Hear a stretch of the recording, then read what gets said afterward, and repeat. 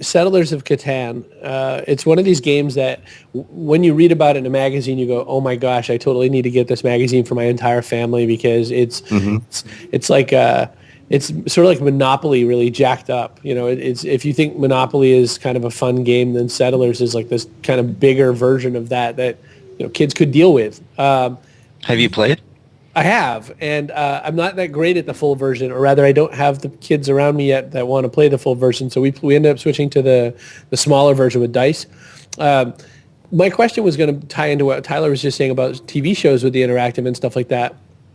That seems like two different interplays, doesn't it? I mean, you want people to kind of enjoy the time at the table with the board game. I guess you probably wouldn't want so many twit pics and Instagrams and tweets about the game as it was on the way, do you? You mean as far as like something like a board game, for instance? Yeah, I guess I'm saying, while they're playing the board game, the real life, physical, in-person game, whatever that game may be, it doesn't strike me that you'd want them to kind of go the other way. Well, it really depends on how you define game. Jane McGonigal does some really cool stuff with games, and they're all about improving yourself.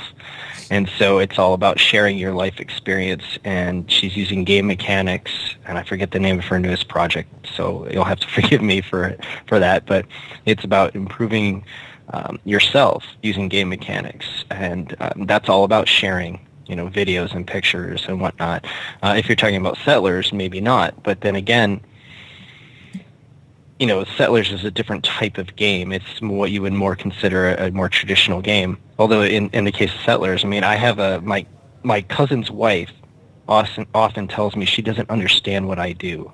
She doesn't understand gamers, and yet she wants to play Settlers of Catan every weekend. So I kind of giggle at her and say, well, life's a game, and you're playing it. So I have a lot of respect for what Jane does, because she's kind of bridging that gap between what we would consider games, role-playing games like D&D, or card games like Magic the Gathering, or board games like Settlers of Catan, or video games, World of Warcraft and whatnot, with really the things that we do in life. And social media has kind of brought that out a little bit because of all the game mechanics that are associated with liking and sharing and whatnot. But I guess my answer is depends on the game.